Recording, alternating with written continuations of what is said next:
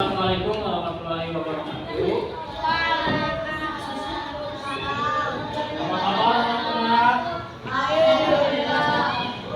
Gimana tadi olahraganya? Sudah makan dulu?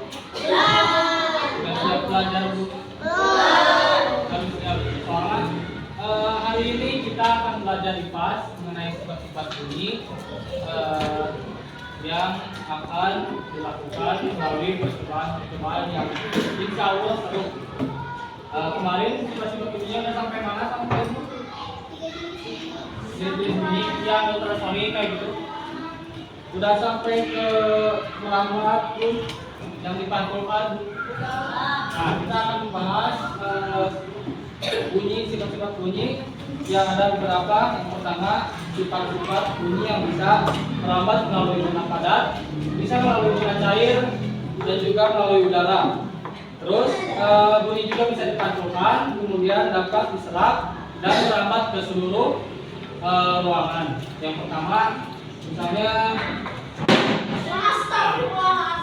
itu salah satu contoh suara yang bisa merambat. Kalau misalnya bapak pukul di sini, kalian dengar di sini, misalnya gini, bapak pukul di sini, yang terdengar kan dari sini, tapi di sini. Itu contoh dari salah satu contoh bunyi, sifat-sifat bunyi yang dapat merambat. Nah, sekarang kenapa yang jadi pertanyaan, kenapa bunyi bisa bersuara? Terus kenapa bunyi juga bisa merambat melalui udara? Kalau nggak ada udara, apakah bunyi bisa ada suaranya atau enggak? Enggak. Nah, itu nanti bakal kita jawab melalui beberapa percobaan. Oke. Yang pertama, kita bagi dulu kelompok.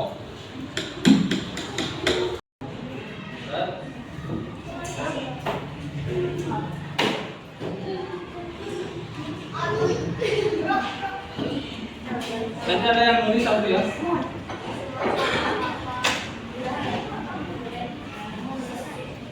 Nah, di sana yang pertama kita akan mencoba telepon benang. Ada yang udah pernah mainin telepon benang nggak? Kayak gimana sih?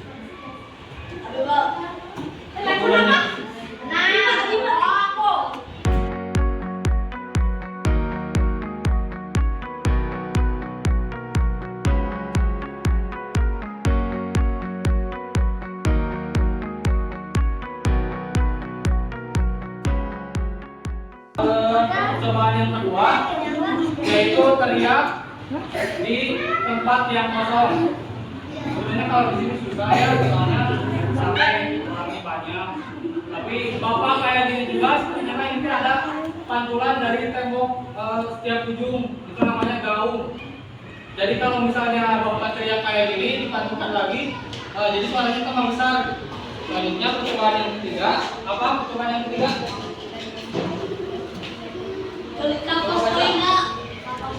Kapas. Nah, kita coba pakai tisu aja ya, karena nggak ada kapas. Cobain.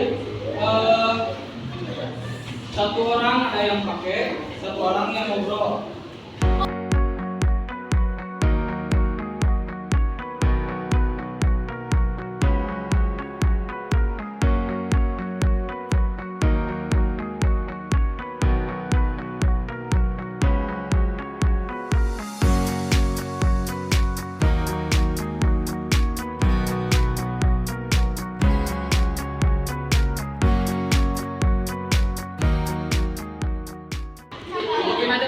Cobain, yang satu ngobrol, yang satu lagi mendengarkan. Kalau dicobainnya sebelum memakai dan setelah. Jadi apa perbedaannya sebelum memakai tisu dan setelah memakai tisu?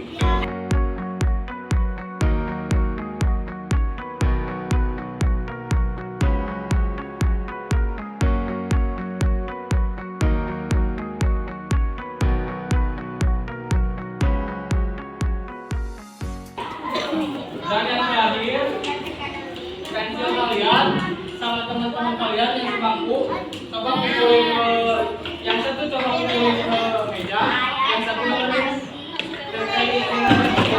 Nah, kalau sudah, coba diisi dulu.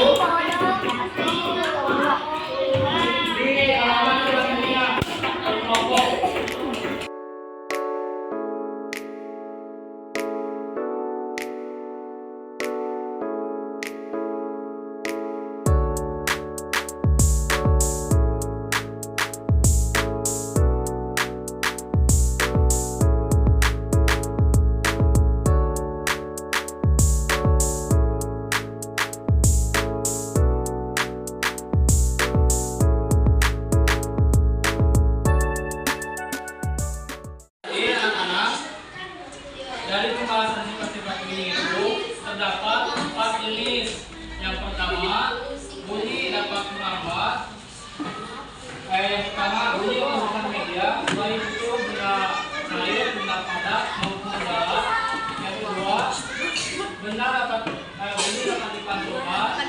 Yang ketiga, dengerin dulu Pak. Udah? Enggak? Disebut aja bunyinya. Ya, yang ketiga, bunyi dapat diserap, dan yang terakhir, bunyi dapat merambat melalui benda padat. Nah, jadi kayak contoh yang pertama, tadi kalian kan akan nyobain gimana cara kerjanya telepon apa? Telepon benang.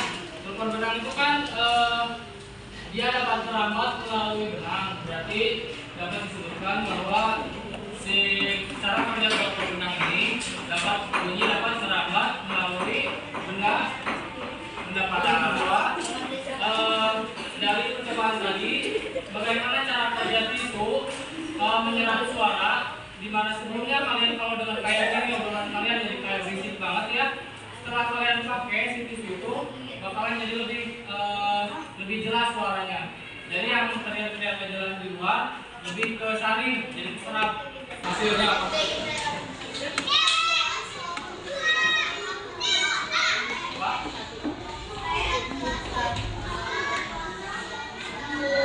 Kesimpulannya, suka punya apa yang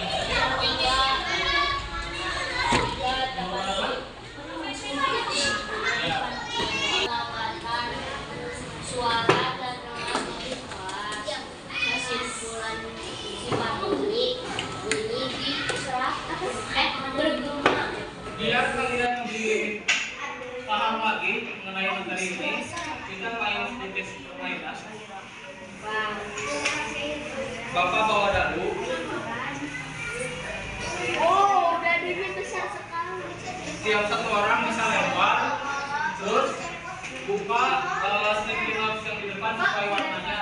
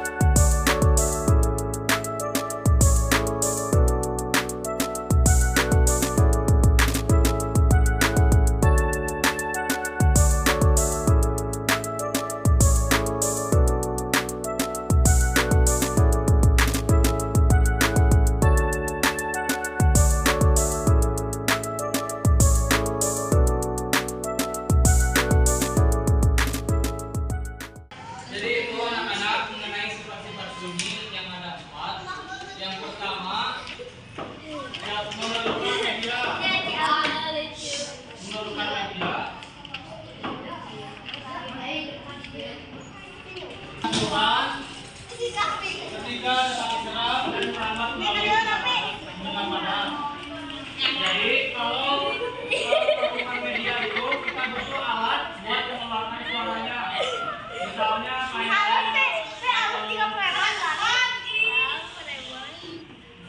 lonceng yang buat orang manggil yang sakit manggil perawat gitu. Yang lonceng kayak itu kan dikeluarkannya melalui udara.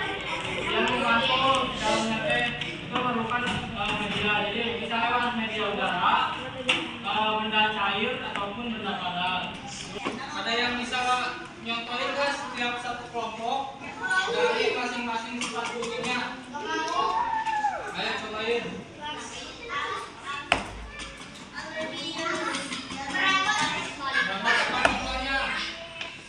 Berapa contohnya apa?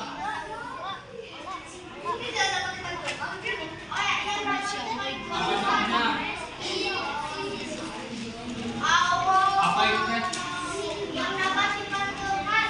Ya apa itu? Yang awal. Bergema.